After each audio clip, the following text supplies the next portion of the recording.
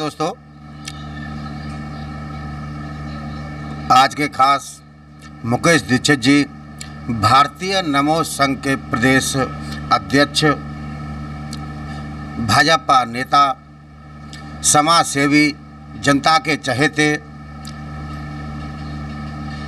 मुकेश दीक्षित जी से अपन कोरोना के संदर्भ में उनके अनुभव, उन्होंने जनता के साथ में नेक काम किए, उसके बारे में जानेंगे। नमस्कार मुकेश जी।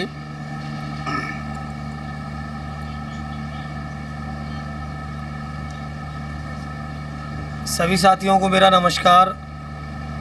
वर्तमान में मैं भारतीय नरेंद्र मोदी संगठन का प्रदेश अध्यक्ष हूं और सामाजिक क्षेत्र में जनहित के मुद्दों पर निरंतर कार्य कर रहा हूं। आज जिस तरीके से पूरे देश में कोरोना जैसी महामारी की जो आपदा, आज पूरे देश में जो आम लोग परेशान हैं, आज हमारा भारतीय नमो संघ संगठन पूरे मध्य प्रदेश में ही नहीं बल्कि पूरे देश में लोगों को सैनिटाइज़र और मास्क का वितरण कर रहा है। जन जागरूकता को लेकर अभियान चला रहे हैं हम लोग। नमो संघ का उद्देश्य राष्ट्र हित में काम कर रही भारतीय जनता पार्टी की मदद करना, दूसरा जनहित के मुद्दों पर काम करना। मोदी सरकार के द्वारा जो शासन की जनहित ऐसी योजनाएं चलाई जा रही हैं, उन योजनाओं का आम लोगों को कैसे फ़ायदा मिले, इन सारे मुद्दों पर हम लोग काम कर रहे हैं। आगामी समय में मध्य प्रदेश के लगभग अभी 30 जिलों में संगठन का गठन हो चुका है। आगामी समय में पूरे मध्य प्रदेश में जैसे ही गठन हो जाता है, उसके बाद हम लोग भोपाल में एक बड़ी जनसभा करने वाले हैं और जनहित के मुद्दों को लेकर, मोदी सरकार की योजनाओं को लेकर लोगों को बताने वाले हैं कि सरकार ने कितनी योजनाएं आम लोगों के हित के लिए लाभान्वित चालू की हैं, जिसमें अपन बात करते हैं प्रधानमंत्री आवास योजना, किसान समृद्धि योजना,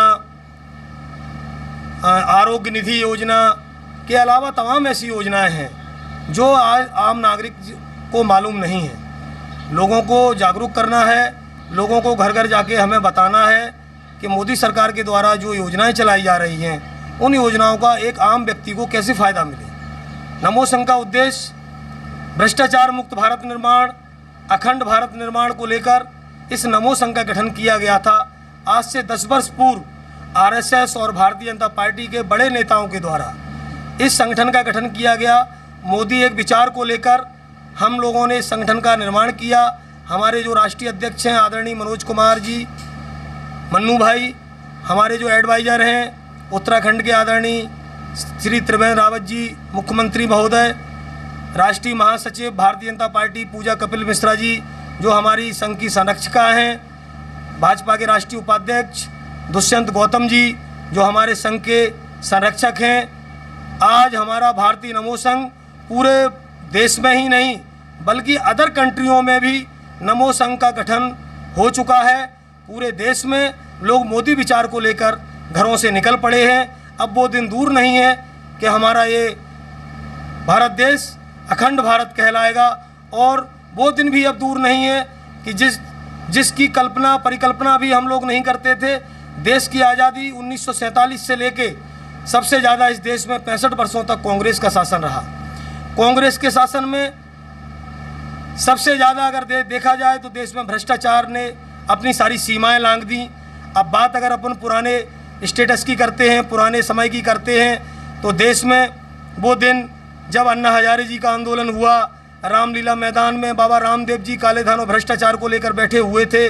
उस समय केंद्र में बैठी यूपीए सरकार ने जिस तरीके से बाबा रामदेव जी के आंदोलन को तोड़ने की नाकाम कोशिश की थी, उन निहत्थे मासूम बच्चों पर, उन निहत्थे मासूम महिलाओं पर जो रामलीला मैदान में बाबा रामदेव जी के आंदोलन में शिविर में भाग लेने के लिए पहुंचे थे लोग, उन पर बर्बरतापूर्वक जिस तरीके से केंद्र में बैठी यूपीए सरकार ने लाठियां बरसाई थीं, वो दिन भी हम नहीं भूल सकते कि एक जलियांवाला बाग हत्याकांड उस समय हुआ था जब देश में अंग्रेज़ों का शासन था, और एक जलियांवाला बाग हत्याकांड हमें अभी देखने को मिला था रामलीला मैदान में जब बाबा रामदेव जी के आंदोलन को कुचल दिया गया था।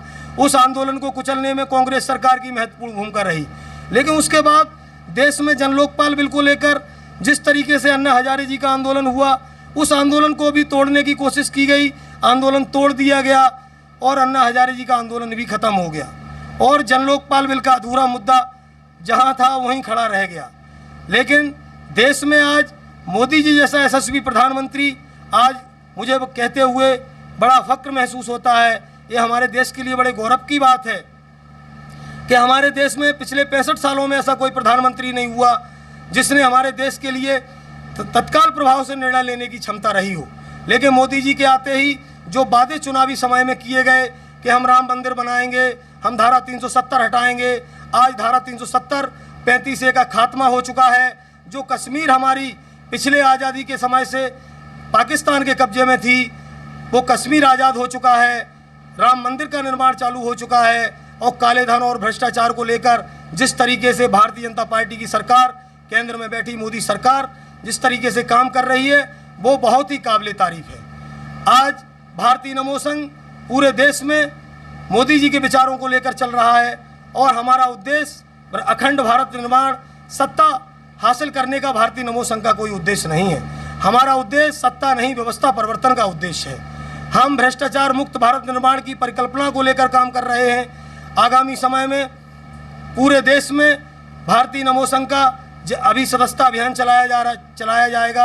आगामी 1 जुलाई से पूरे देश में भारतीय नमो संघ का सक्रिय सदस्यता अभियान और साधारण सदस्यता अभियान चलाया जाएगा, जिसमें मैं सभी देशवासियों से, प्रदेशवासियों से, माताओं बहनों से अपील करना चाहता हूं कि भारतीय नमो संघ जो एक राष्ट्र सेवा में समर्पित सामाजिक संगठन है, उस संगठन से जुड़ें और देश में भ्रष्टाचार मुक्त भारत निर्माण की जो परिकल्पना को लेकर हम लोग चल रहे हैं उसमें कंधे से कंधा मिलाकर साथ दें।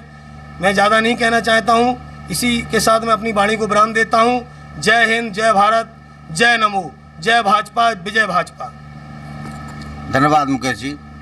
साथियों, आप लोगों ने मुकेश जी को सुना, मुकेश जी के विचारों को सुना। धन्यवाद।